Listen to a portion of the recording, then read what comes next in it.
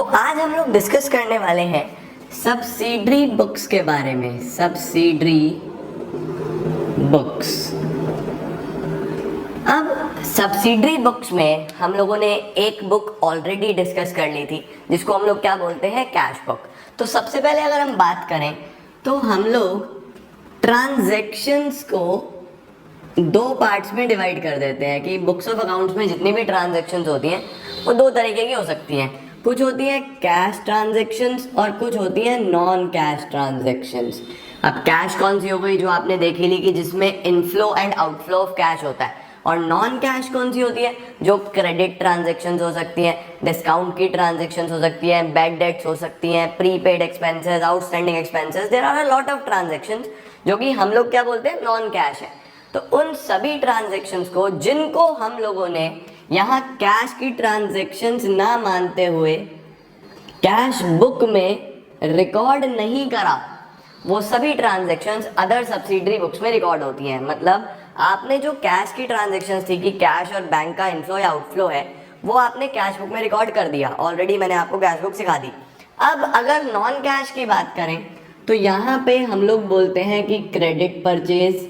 अगर मैंने उधार में सामान खरीदा तो कहाँ लिखूँगा, अगर मैंने उधार में सामान बेचा तो कहाँ लिखूँगा, अगर मेरे पास कुछ सेल्स रिटर्न आया उसको कहाँ लिखेंगे, हमने कुछ वापस करा परचेज रिटर्न तो कहाँ लिखेंगे, और फिर अदर ट्रांजैक्शंस जैसे डिस्काउंट की ट्रांजैक्शंस हैं, बैड डेट्स हैं, bills receivable, bills payable transactions हैं, प्रीपेड, आउटस्टैंडिंग, ये सभी ट्रांजैक्शंस हैं तो कहाँ लिखेंगे। उन सभी ट्रांजैक्शंस के लिए अलग अलग 5 बुक्स हैं जो हमें बनानी सीखनी है इस चैप्टर में। क्रेडिट परचेज के लिए जो बुक बनाते हैं उसको हम बोलते हैं परचेज बुक। क्रेडिट सेल्स के लिए जो बुक बनाएंगे उसको क्या बोलेंगे, सेल्स बुक। सेल्स रिटर्न के लिए जो बुक बनाएंगे उसको क्या बोलेंगे, सेल्स रिटर्न बुक। कई बार हम इनको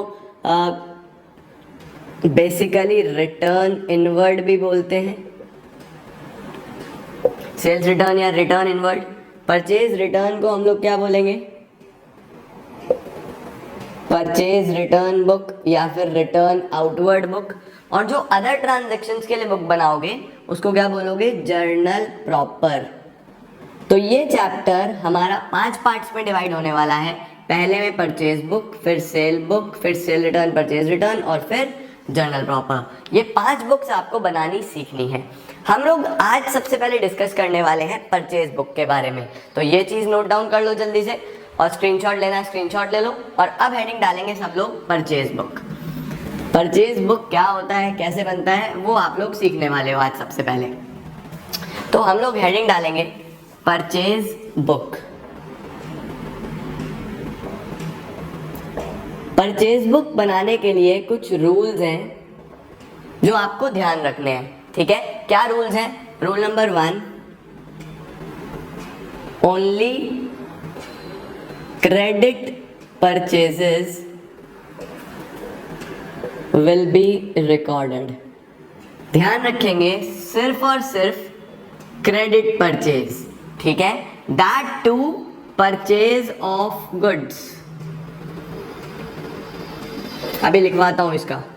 number 2, only those transactions are recorded which are related to goods। Goods के रिलेटेड ट्रांजैक्शन ही रिकॉर्ड होंगी। फॉर एग्जाम्पल मैं फर्नीचर का काम करता हूँ तो मेरे लिए गुड्स क्या है, फर्नीचर। तो अगर वहाँ पे परचेज ऑफ गारमेंट्स आ गया वो मैं रिकॉर्ड नहीं करूँगा, सिर्फ वो ट्रांजैक्शंस रिकॉर्ड करनी है। नंबर 1, वो क्रेडिट होनी चाहिए। क्रेडिट का मतलब क्या है, वो उधार वाली ट्रांजैक्शंस होनी चाहिए। दूसरी बात, वो ट्रांजैक्शंस रिकॉर्ड करनी है जो गुड्स से रिलेटेड है, जिसमें मैं डील करता हूँ। गुड्स का मतलब इन विच माय बिजनेस डील्स। इस बात का ध्यान रखना है, जिसमें हमारा बिजनेस डील करता है। नंबर 3, इसके बाद trade discount will be deducted trade discount को हम माइनस करेंगे and GST will be added. ये बात ध्यान रखनी है कि डिस्काउंट हम लोग माइनस कर देते हैं और जीएसटी ऐड कर देते हैं। ऐसा क्यों होता है? सपोज मैंने ये मार्कर खरीदा, ये मार्कर 10 रुपीज़ का है और 2 रुपीज़ का इस पर टैक्स था, तो जो सेलर है वो मुझे 10 का नहीं देगा, वो मुझे 10 + 2 12 रुपीज़ का देगा, यानी वो मेरे से जीएसटी भी रिकवर करेगा। बात समझ रहे हो? आप कुछ भी परचेज करते हो तो आपसे जीएसटी भी लिया जाता है, तो जब हमने सामान खरीदा है तो जीएसटी को बिल में ऐड करना चाहिए और जो डिस्काउंट मिला है वो माइनस करना चाहिए। लेकिन आपको ध्यान रखना है कि डिस्काउंट पहले माइनस होगा फिर जीएसटी ऐड होगा। अगर आपने पहले ऐड करके फिर डिस्काउंट दे दिया तो गलत हो जाएगा। पहले डिस्काउंट माइनस करो फिर जीएसटी ऐड करो। पहला रूल, सिर्फ क्रेडिट ट्रांजैक्शंस रिकॉर्ड होंगी। दूसरा, जिस चीज में आप डील करते हो बस वो रिकॉर्ड होगा, जिसमें आप डील नहीं करते वो नहीं। तीसरा, ट्रेड डिस्काउंट को माइनस कर दो, जीएसटी ऐड कर दो। Number 4, if there is any expense like freight, carriage, etc., it will be journalized। अगर कोई फ्रेट या कैरेज वगैरह है तो उसकी आप जर्नल एंट्री करके छोड़ देना। पहले जो ओल्ड एडिशंस हैं जो उसमें ट्रीटमेंट करा जा रहा था वहाँ पे फ्रेट भी ऐड करा जा रहा था एज ए एक्सपेंस। आज भी कुछ बुक्स में एक्सपेंसेस को ऐड करा जाता है, बट आप लोग उसकी जर्नल करके छोड़ दो, that will be a sound accounting treatment. अगर आपके स्कूल्स में आपको ऐड करना सिखाया गया है तो आप ऐड भी कर सकते हो, although journal entry will also be a very good accounting treatment. ठीक है, ये आपको ध्यान रखना है। इसके बाद आप हेडिंग डालेंगे नंबर 5 में, the format of purchase return, purchases account, sorry, format of purchase book. Purchase book का क्या फॉर्मेट होता है? तो परचेज बुक का फॉर्मेट बनाने के लिए आप लोग बिल्कुल हेडिंग डाल के शुरू से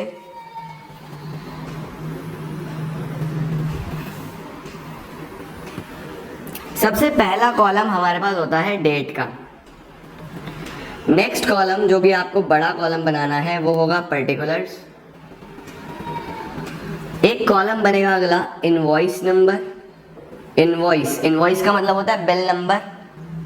उसके बाद एक छोटा सा column as always ledger folio, date, particulars, invoice number, LF. उसके बाद एक बड़ा कॉलम बनेगा डिटेल्स। उसके बाद एक कॉलम बनाएंगे परचेजेस का। फिर 3 कॉलम बनाएंगे टैक्स के और लास्ट कॉलम बनाएंगे हम टोटल का। टैक्सेस कौन से हैं आपको ध्यान रखना है, परचेजेस के साथ इनपुट टैक्स आता है, तो मैं क्या लिखूंगा, input CGST, input SGST, input IGST और टोटल। हमारे पास date, particulars, invoice number, LF, detail, purchases, input CGST, SGST, IGST और टोटल। तो टोटल 1 2 3 4 5 6 7 8 9 10 कॉलम्स आपको इसके अंदर बना के चलने हैं। जल्दी से इसको नोट डाउन करो, फिर मैं आपको क्वेश्चंस की हेल्प से समझाता हूँ कि ये क्या करना है।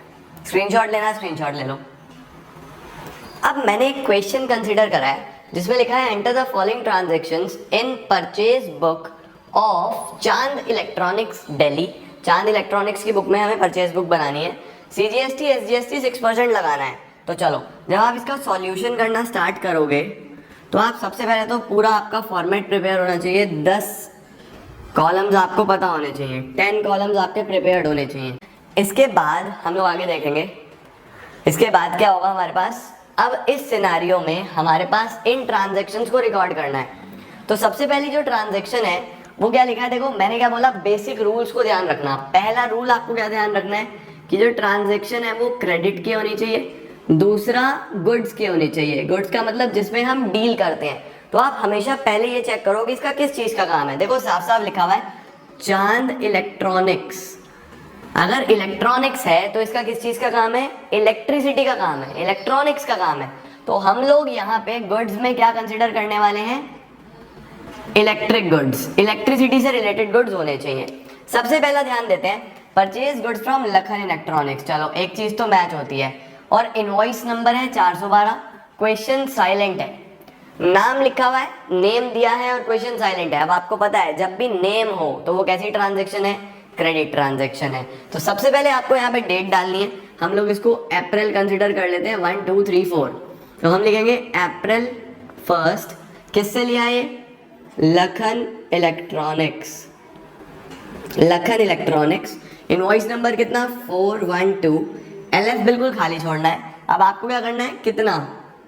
10 ट्यूबलाइट्स फुल फॉर्म यूज करना at the rate of 5000 each. 10 tubelights और 5000 की ईच है, तो 50,000 रुपीज की ट्यूबलाइट्स हो गई। 50 bulbs at the rate of 20 each. 50 bulbs हैं और 20 का एक है, तो बेसिकली कितना हो गया हमारे पास? ये 1000 रुपीज। तो टोटल हमारे पास ये सामान हमने इनसे लिया है, 50 बल्ब्स और 20 रुपीज का एक है। ठीक हुआ? तो अब हमारे पास ये पहला वाला ट्रांजैक्शन हो जाता है। रिकॉर्ड करा मैंने। क्यों रिकॉर्ड करा? क्योंकि क्रेडिट भी है और इलेक्ट्रॉनिक्स भी है। इसके बाद आपको इसका जस्ट टोटल करना है, 51,000। सबसे पहले क्या माइनस करोगे? Trade discount. मैंने आपको बताया था कि पहले ट्रेड डिस्काउंट माइनस करना, फिर टैक्स ऐड करना। ट्रेड डिस्काउंट है हमारे पास 20%। 20% का ट्रेड डिस्काउंट है, तो 51,000 रुपीज पे हमें अगर 20% का टैक्स निकालना हो, आप लोग खुद करना, मैं तो बहुत ज़्यादा हैबिचुअल हो चुका हूँ कैलकुलेटर का। 10200 10200, ये ट्रेड डिस्काउंट माइनस करो, वैल्यू बचेगी 40,800। 40,800 हो गया। अब इसमें आपको जीएसटी ऐड करना है, प्लस सीजीएसटी प्लस एसजीएसटी। कितना कितना? 6% 6% आप ऐड कर दो। 40,800 पे 6% बैठता है 2448। इसका जो टोटल आएगा 2448 40,800, ये आएगा 45696। 45696 ये हमारा टोटल एक तरीके का अमाउंट आ जाता है। अब आप ध्यान देखो, ये तो बेसिकली टैक्स है, परचेजेस तो यही है। परचेज का अमाउंट कितना है? ये, इसको परचेजेस में लिखो यहाँ पे 40800। सीजीएसटी और एसजीएसटी कितना कितना है? 2448। आईजीएसटी होगा नहीं। उसके बाद टोटल में 45696। इस तरीके से आपको ट्रांजैक्शंस को रिकॉर्ड करना है। बात समझे क्या? ऐसे आपको काम करना है। अब देखो अगला, बॉट फ्रॉम फैशन फर्नीचर। लो जी, इस बार आ गया फर्नीचर। मैं किस में डील करता हूँ? इलेक्ट्रॉनिक्स में। तो ये मेरे लिए गुड्स नहीं हुआ, मैं इसको रिकॉर्ड नहीं करूंगा। क्यों नहीं करूंगा? क्योंकि ये मेरे लिए गुड्स नहीं है। इसके बाद bought from Rahul electric company. अब ये बिल्कुल इलेक्ट्रिसिटी है और हम डील भी इलेक्ट्रिसिटी में करते हैं, तो कुछ बच्चे लिख आएंगे, लेकिन रुको, यहाँ पे स्पेसिफिकली मेंशन है कैश। अगर ये एक कैश ट्रांजैक्शन है बच्चों, तो फिर तो ये कैश बुक में जाएगा, तो हम इसको यहाँ पे रिकॉर्ड नहीं करेंगे। क्यों नहीं करेंगे? क्योंकि कैश वाली ट्रांजैक्शंस तो कैश बुक में जाएंगी, हम यहाँ थोड़ी ना रिकॉर्ड करेंगे, इनको हम यहाँ पे रिकॉर्ड नहीं करेंगे। लास्ट कौन सा आता है? परचेज फ्रॉम सोना इलेक्ट्रॉनिक्स। फिर से सोना इलेक्ट्रॉनिक्स से कुछ लिया है और फिर से क्वेश्चन साइलेंट है, बस नेम गिवन है, तो यानी क्रेडिट वाला ट्रांजैक्शन हुआ, करो रिकॉर्ड। क्या लिखूंगा मैं? अप्रैल 4, नेम लिखूंगा सोना इलेक्ट्रॉनिक्स। बेसिकली इसको अंडरलाइन कर देना, इसको भी। इनवॉइस नंबर क्या है? 1506। क्या लिया है इससे? 10 सीलिंग फैंस। 10 सीलिंग फैंस लिए हैं और 3000 का एक है, एट 3000 ईच। तो बेसिकली 30,000 रुपीज़ के फैंस हो गए। इसको आप यहाँ लाइन कर देना। 30,000 रुपीज़ के फैंस हो गए, 3000 का एक है और 10 लिए हैं। ट्रेड डिस्काउंट 10%, तो लेस करो सबसे पहले ट्रेड डिस्काउंट। 3000 का 10% विल बी 300। ये हटा दो तो वैल्यू कितनी बचेगी? 30,000 है, सॉरी, 30,000 का 10% विल बी 3000। ये हटाऊंगा तो 27,000 रुपीज़ के गुड्स आ जाएंगे। अब 27,000 rupees plus CGST plus SGST. CGST और एसजीएसटी इसमें ऐड करना है, तो सीजीएसटी और एसजीएसटी 27,000 प्लस 6%, 27,000 1620। तो 1620 सीजीएसटी और 1620 एसजीएसटी ऐड करके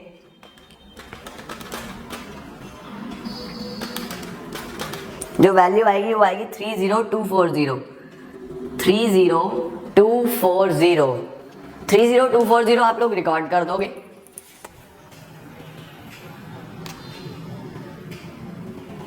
अब ये 30240 जो आपने रिकॉर्ड करा, इसको भी बाइफरकेट करना है। तो फिर से बाइफरकेट कैसे करूंगा? परचेजेस कितनी है मेरी? ओनली ये 27,000।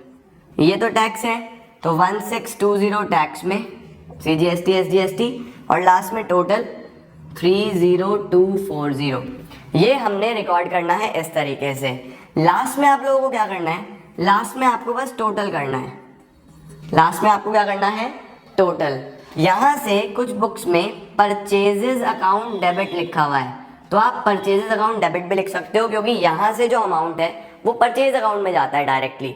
तो टोटल अगर आप करोगे तो एक ये लेना है और एक ये लेना है, तो 45696 प्लस 30240 दिस इज 75936 ये ले लिया हमने। फिर इन दोनों का टोटल करके यहाँ लिखना है। बेसिकली सब टोटल कर देना है, इसका टोटल यहाँ, इसका टोटल यहाँ, इसका यहाँ और इसका यहाँ, टोटल करके ये आपका पूरा परचेज बुक बन जाता है। As simple as that. Purchase book में बेसिक 2 रूल्स ध्यान रखने हैं। कौन से? क्रेडिट ट्रांजैक्शन होनी चाहिए और गुड्स पे बेस्ड होनी चाहिए। तो होपफुली आप लोगों को परचेज बुक समझ में आया होगा। आप इसी पे बेस्ड कुछ क्वेश्चंस प्रैक्टिस कर सकते हो। नेक्स्ट क्लास में मैं आप लोगों को बताऊंगा कि कैसे सेल्स बुक बनता है, और हम लोग फिर चैप्टर के मिड में पहुंच जाएंगे। परचेज रिटर्न, सेल रिटर्न एक ही क्लास में हो जाएगा। तो बेसिकली 3 से 4 पार्ट्स का चैप्टर है और फिर हम इसको कंप्लीट कर पाएंगे। तो बस आज के लिए इतना ही। This is it for today. Thank you so much.